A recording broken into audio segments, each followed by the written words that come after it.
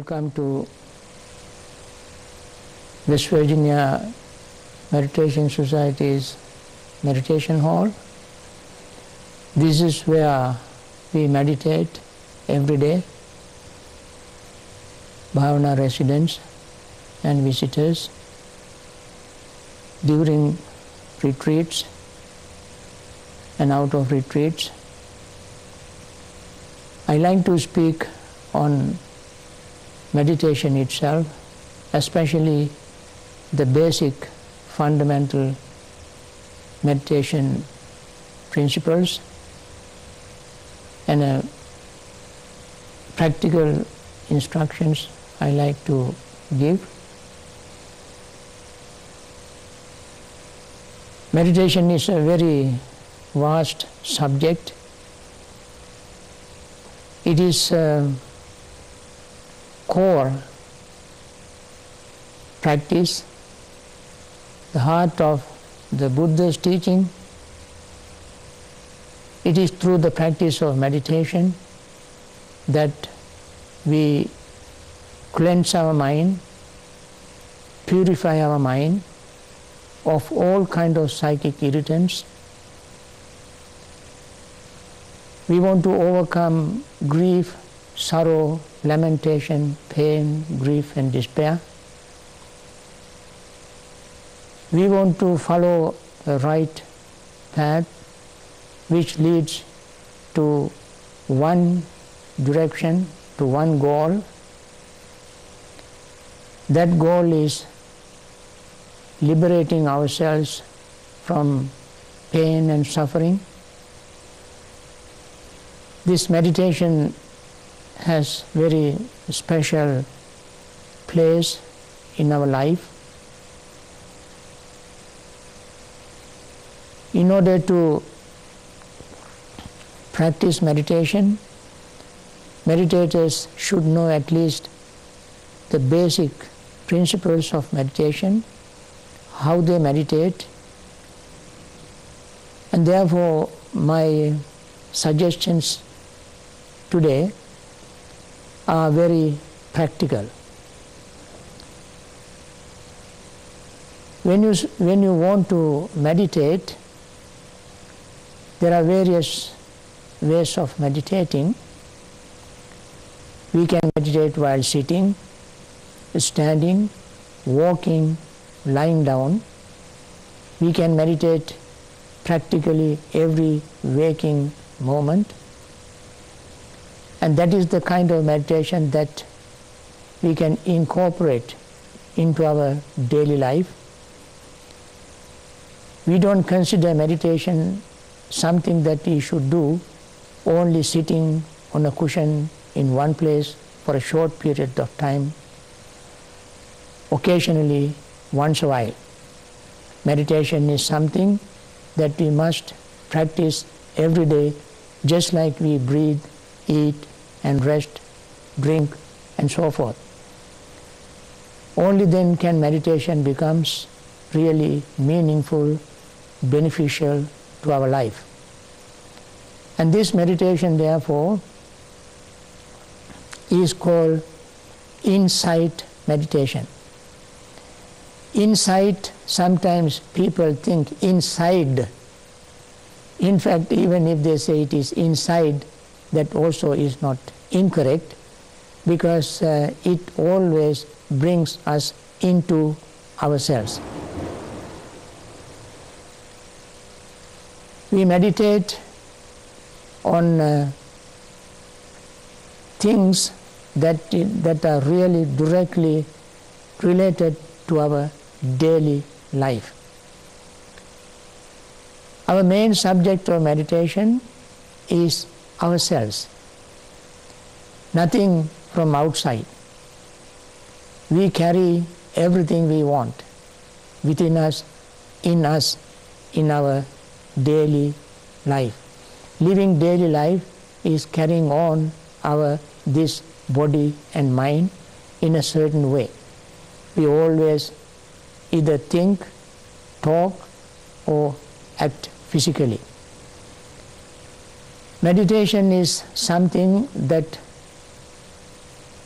discipline our thoughts, words and deeds. It is through the thoughts, words and deeds that we express our experiences. Meditation directly cleanses the mind, because through the meditation, when we cleanse the mind, our thoughts, words, deeds are clear, pure, and we can make our life more relaxed, peaceful and comfortable.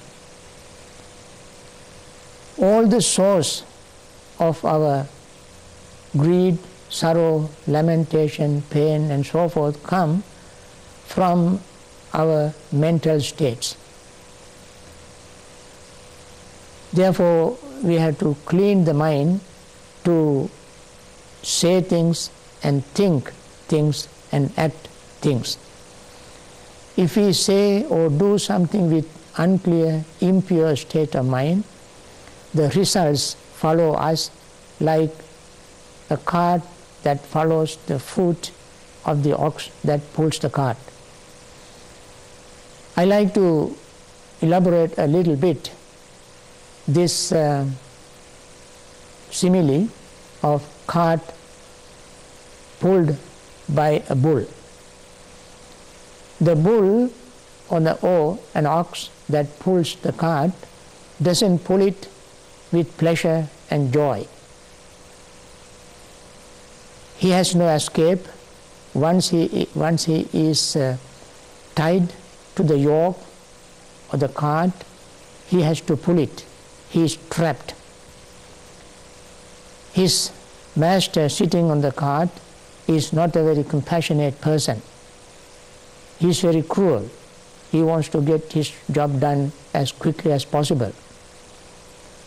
And the cart that this ox pulls is not an empty cart. It is full of merchandise. It is heavy. The road that he pulls the cart is also not a very smooth, paved, carpeted road. It is a rugged road, not very straight. It is winding, not only going directly. It has ups and downs, potholes and so forth. That is the road he has to pull this cart. And he doesn't do it with pleasure and joy. It is very heavy. Similarly, our life becomes very heavy, and the road we have to travel is not very smooth. Especially when the mind is full of numerous psychic irritants, everything that we do makes life very difficult. On the other hand, when the mind is clear, pure, simple, free from numerous psychic irritants, the mind is very light. In fact, with such a state of mind, when we do things, say things and think things, all of them become very light. And the results of them follow us like our own shadow. We even don't feel the weight of our shadow. When the mind is totally free from numerous psychic irritants, that state of mind is called enlightened. Enlightened means two things. It is not heavy, it has brightness, clarity and purity. And this is the goal of meditation. So we have to follow a procedure, a method, a system. That procedure is extremely simple if we understand. If you do not understand, it is very complicated. This simple system of practice of meditation begins with simple objects. That object is our own breathing. All meditations we begin with using our breath as an object. We sit in a certain comfortable posture when we do sitting meditation. As I said, we can meditate in any posture, so long as we breathe, so long as we use the breath as an object of meditation. Posture itself is not that important. However, if we want to meditate sitting in one place, we start using our breath as an object. We select the breath as an object of meditation for many good reasons.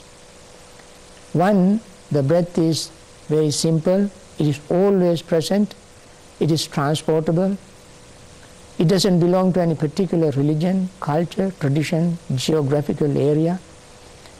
There is no confusion with regard to the breath because we all breathe.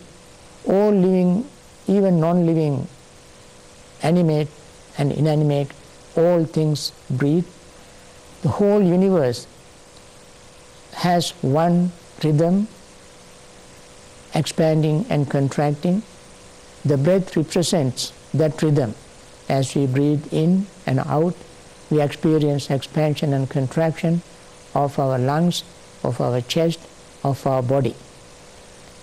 This is universal phenomenon, and therefore we start our meditation with this universal phenomenon as an object and focus the mind on the breathing. And also, breath is always present. In our meditation of what we call insight meditation, we use the breath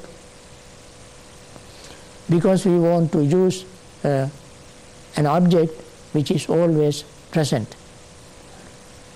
We want to focus our mind on the present object, not on the object that is past or that is going to come in future.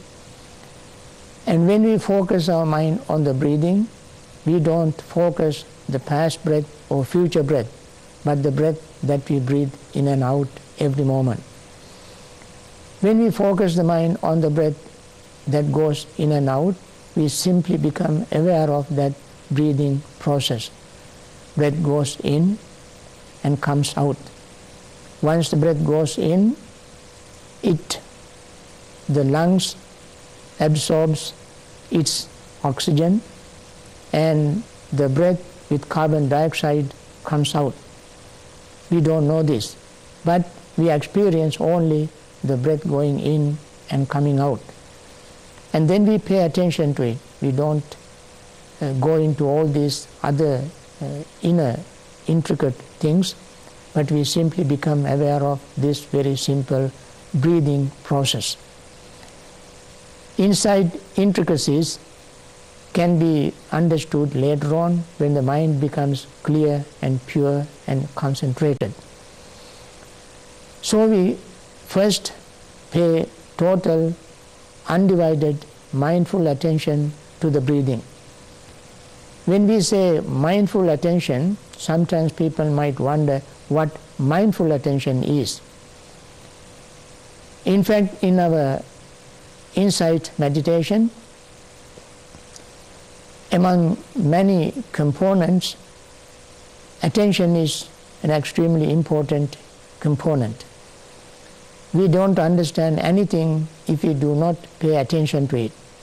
Only through the attention, mind becomes aware of what is happening. And therefore paying attention is extremely important. That attention also has to be undivided attention. However, in addition to this undivided attention, there is another part that we have to keep in mind, that is mindful attention. So what is mindful undivided attention? Mindful attention is the attention without any assumption, presumption and preconceived notion. No greed, no hatred, no delusion, no judgment. We let the mind be like a mirror for objects to reflect in it. When we use a mirror, all we do is let the object reflect in it. Similarly, when we pay mindful attention, we make our mind just like a mirror. No judgment, no preconceived notions, no criticizing, no analyzing, but simply let the breath reflect in our mind. Breath cannot reflect in our mind because you cannot see the breath, nor can you analyze it, the breath. All you can do is to feel the breath. The mind feels the breath. Mind feels the breath going in and coming out. And then we keep paying attention to this simple breath going in and out. Then what happens? When we breathe in, when the lungs are full, our inhaling cuts off. So we become mindful of that. And then after that, there will be a very brief, extremely brief pause. Then exhaling begins. We become aware of the beginning of exhaling. And then we become aware of the breath coming out through the nostrils. And still again we keep paying total attention to that feeling, that of breath coming out of our lungs through the nostrils. That is the whole exhaling, breathing part. And then when there is no more breath in our lungs, exhaling cuts off. So we become aware of it. And after a very brief pause, inhaling begins. And we become aware of that inhaling, the beginning of inhaling. And then breath continues to flow into the lungs through the nostrils. That is the middle of inhaling. We become aware of it. Again, when the lungs are full, that inhaling cuts off. We become aware of it, and after a very brief pause, exhaling begins. This is what is called paying mindful attention to every part of our breathing. So until we pay attention to our breathing process, we don't know the beginning of inhaling, middle of inhaling, and end of inhaling. Nor do we know the beginning of exhaling, middle of exhaling, end of exhaling. And there are also something else we notice when we pay mindful attention to the breathing. That is, when we breathe in, when the lungs are full, there is a very tiny, minute little degree of tension in our lungs. As we breathe out, that tension is slowly released.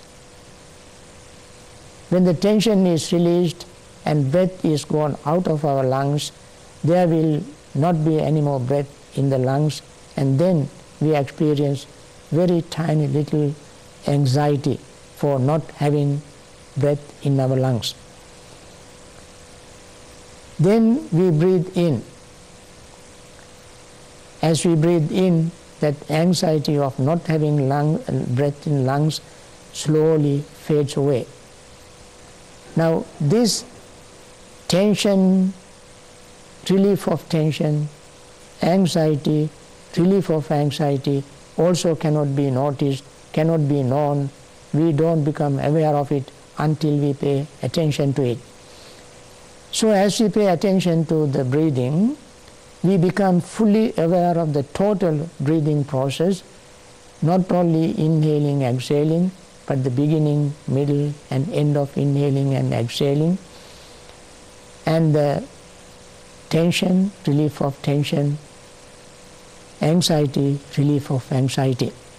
And then when we keep paying attention to these occurrences, these events, these moments of breathing, we also realize something very important, that is extremely important in our mindfulness meditation practice. That is,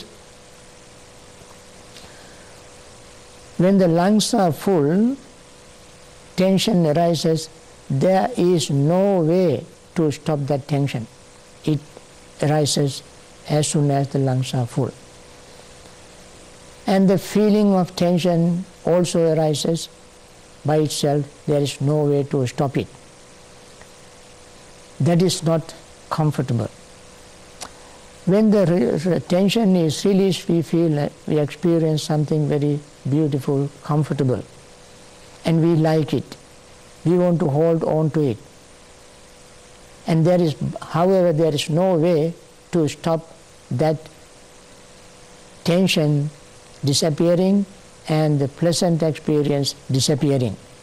Both tension and relief of tension are equally changing. Similarly, when the mind is free from anxiety, there arises a desire for the freedom of anxiety, and that we like very much.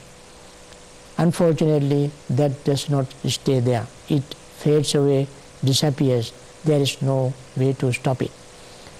Now we understand, whenever we try to hold on to anything beautiful, pleasant, peaceful, that very thing slips away from our grip. We try to hold on to it. The moment we try to hold on to it, it slips away from us.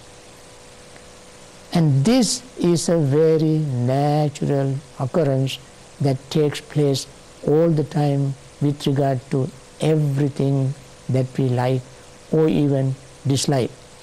So, in a very simple, fundamental way, we understand the true nature of our own experiences. This is how we begin our practice of insight meditation, by noticing, realizing, paying attention to our breath, which is marked with this universal phenomenon. What is that mark? That breath is impermanent. The feeling that arises together with the breath is impermanent. Our perception is impermanent. The attention, the thought that arises with regard to the breath, feeling, perception also is impermanent. And consciousness is impermanent. Now these are what we call aggregates. Our breath is one aggregate called aggregate of feeling, aggregate of the body. Then there is a feeling of the breath that is called feeling aggregate. Then we have mental perception of the breath and the feeling, that is our perception aggregate. Then the thought or attention that we pay to the breath is another part of another aggregate, and then consciousness is another aggregate. In reality, we are made up of these aggregates. So becoming mindful of them and their changes, impermanent nature, is our central theme of this practice. Why do we want to do that? When we pay attention to them and when we become aware of their impermanence, what kind of insight do we gain? That is the important thing. Insight that we gain is this life is life experience. Any experience in this life is impermanent. Why do we want to understand impermanence?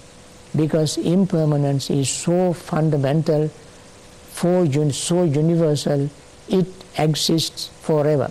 In other words, everything is marked with impermanent.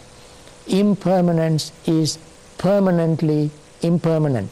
If somebody asks you what is permanent, permanent is impermanence.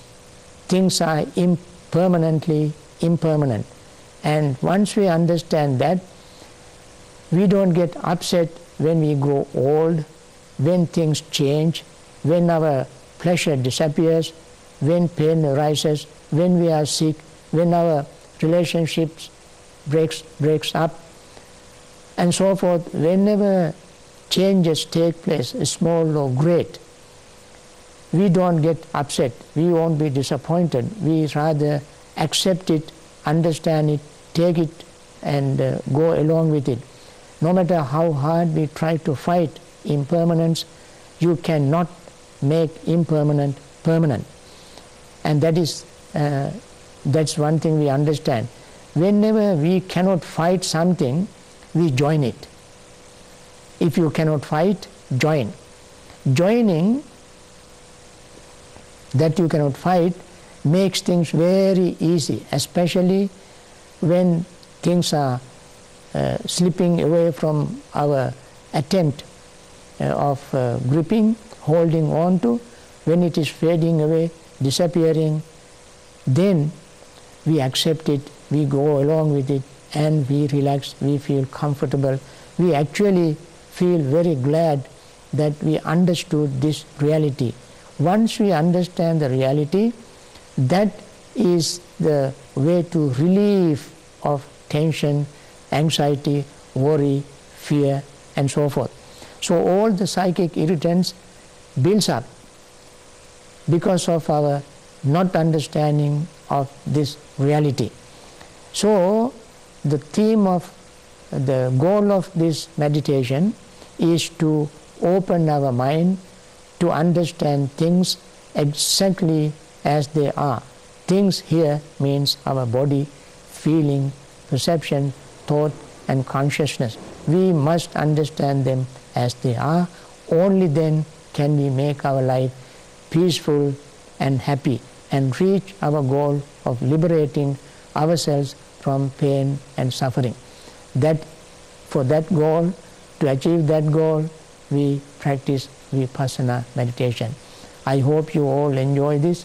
I hope you enjoy this practice in a very real sense of enjoyment, that is gaining peace and comfort.